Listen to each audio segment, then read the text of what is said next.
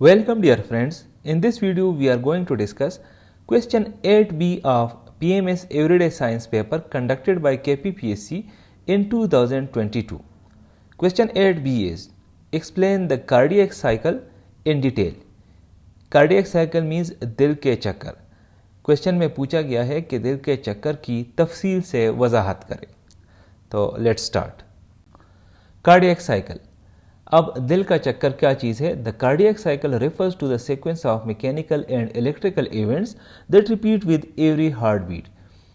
जो दिल का चक्कर है इससे मुराद उन मैकेनिकल और इलेक्ट्रिकल इवेंट्स का सीक्वेंस है जो कि हर हार्ट बीट या दिल की धड़कन के साथ रिपीट होते हैं, यानी बार बार होते हैं. It ensures the rhythmic contraction and relaxation of the heart to pump blood effectively.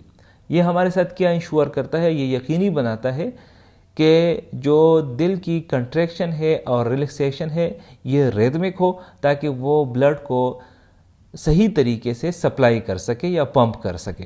Contraction, जब दिल सिकुड़ता है तो इसको हम कंट्रैक्शन कहते हैं. इस दौरान दिल खून को पंप करता है, और जब हार्ट रिलैक्स होता है तो उस टाइम खून हार्ट में वापस आता है, तो इसको हम रिलैक्सेशन कहते हैं.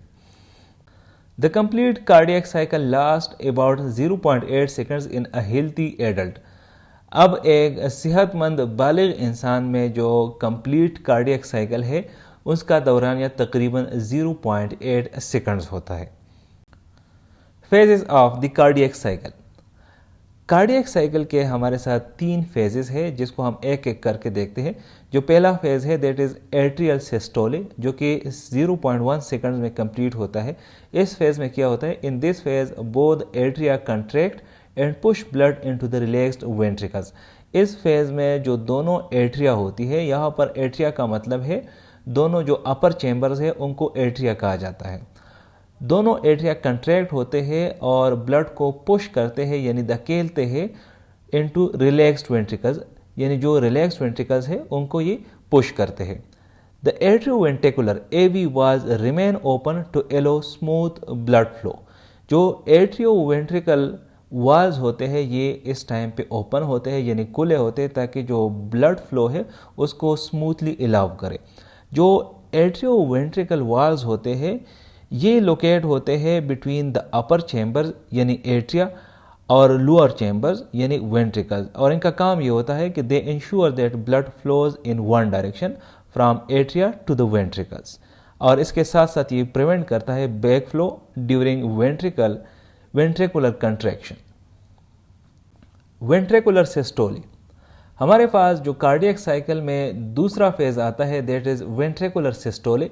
ये होता है फॉर 0.3 सेकंड्स. इसमें क्या होता है? After atrial contraction the ventricles begin to contract increasing pressure inside them.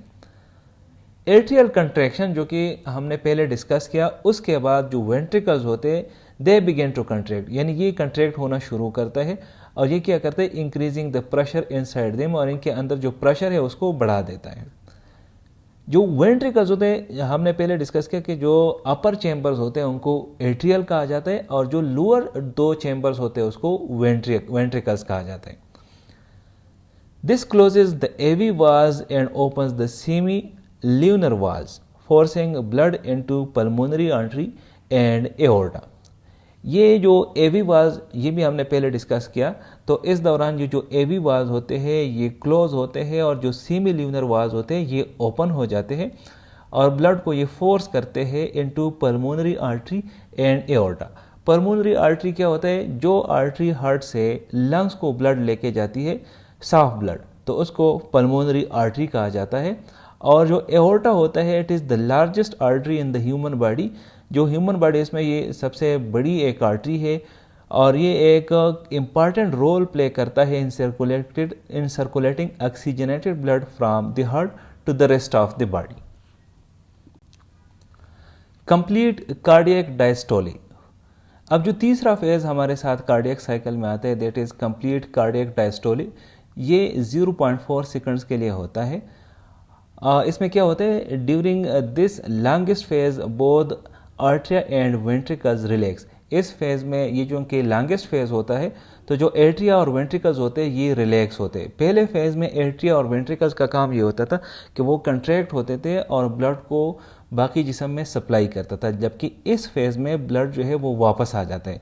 The semilunar valves close to prevent backflow. इस फेज़ में जो सेमी-ल्यूनर वाल्व्स होते हैं वो बंद हो जाते हैं ताकि वो जो बैक फ्लो है उसको प्रिवेंट कर सके। जो सेमी-ल्यूनर वाल्व्स होते हैं ये लोकेटेड होते हैं between ventricles and major arteries. इसके साथ साथ क्या होता है, and AV valves reopen as the heart chambers begin to refill with blood. जो एवी वाल्व्स होते हैं ये ओपन हो जाते क्योंकि जो दिल के चैम्बर्स होते हैं वो शुरू करते हैं refill with the blood, blood दोबारा उसमें भरना शुरू होता है। और इसी तरह से जब ये वाला जो फेज़ ये कंप्लीट हो जाता है तो हमारे साथ तीनों फेजेस कंप्लीट हो जाते हैं। और तीनों फेजेस के कंप्लीट होने का मतलब ये है कि हमारे साथ एक कार्डियक साइकिल कंप्लीट हो गया। Important events during the cardiac cycle. Cardiac cycle के दौरान कुछ इंपॉर्टेंट इवेंट्स होते हैं जिसको हम डिस्कस करते हैं इधर। Heart sound lub and dub are produced by valve closures during the cycle. जो दिल का चक्कर होते हैं उसके दौरान कुछ आवाज़ें प्रोड्यूस होते हैं जिसको लब और डब कहा जाता है, और ये उस वक्त प्रोड्यूस होते हैं जब वाल जो होते हैं हार्ट के वो क्लोज हो जाते हैं। लब को S1 भी कहा जाता है और डब को S2 भी कहा जाता है। लब यानी S1 उस वक्त प्रोड्यूस होता है जब आर्ट्रियो वेंट्रिकुलर वाल्व्स जो होते हैं वो क्लोज हो जाते हैं एज द वेंट्रिकल्स कंट्रैक्ट। और इस तरह जो डब होता है जिसको S2 भी कहा जाता है, ये साउंड उस वक्त पैदा होता है जब सेमी-ल्यूनर वाल्व्स जो होते हैं वो क्लोज हो जाते हैं एज द वेंट्रिकल्स रिलैक्स। इसके साथ साथ जो दूसरा इंपॉर्टेंट इवेंट होता है वो होता है द साइनो-एट्रियल यानी S A node acts as the pacemaker and initiates electrical impulses. जो इस एनोड होता है, इस एनोड या साइनो-एट्रियल नोड, ये एक्ट करता है एज पेस मेकर और ये इनिशिएट करता है इलेक्ट्रिकल इम्पल्सेस को। जो इस एनोड होता है इसको हम साइनस नोड भी कहते हैं या पेसमेकर भी इसको कहा जाता है ऑफ द हार्ट। ये होते हैं a group of specialised cardiac muscle cells जो कि लोकेट होते हैं in the upper right atrium, और ये रिस्पॉन्सिबल होते हैं for initiating and regulating the heart beat by generating electrical impulses and trigger atrial contraction. Proper coordination of electrical and mechanical events is vital for efficient blood circulation. अब चूँकि ये सारी discussion जो हमने की तो उससे हमें अंदाज़ा हो गया कि जो हार्ट साइकिल होता है ये सिर्फ मैकेनिकल इवेंट्स इसमें नहीं होते बल्कि इलेक्ट्रिकल इवेंट्स भी होते हैं, और ये जो इलेक्ट्रिकल इवेंट्स और मैकेनिकल इवेंट्स है इसके दरमियान प्रॉपर कोऑर्डिनेशन जो है वो बहुत ज़्यादा इंपॉर्टेंट है for the efficient blood circulation. अब जितनी भी डिस्कशन हमने की अगर इसको हम कंक्लूड करें तो हम कह सकते हैं कि the cardiac cycle is a continuous and life sustaining process that maintains blood flow throughout the body. कि जो कार्डियक साइकिल है ये एक कंटिन्यूअस यानी मुसलसल और लाइफ सस्टेनिंग यानी ज़िंदगी को बरकरार रखने वाला अमल है जो कि ब्लड फ्लो को मेंटेन रखता है थ्रू आउट द बॉडी, हमारे पूरे जिस्म में। Understanding its phases helps in diagnosing heart conditions and improving cardiovascular health. अगर हम इन फेजेस को अच्छी तरीके से अंडरस्टैंड कर सके तो ये हमारी मदद करता है कि जो हार्ट की कंडीशंस होते हैं, दिल के हालात जो होते हैं उसको अच्छी तरीके से हम डायग्नोस कर सकेंगे, और इसके साथ साथ जो हमारा कार्डियोवास्कुलर हेल्थ है इसको भी हम इम्प्रूव कर सकते हैं। Thank you for watching this video. Stay blessed.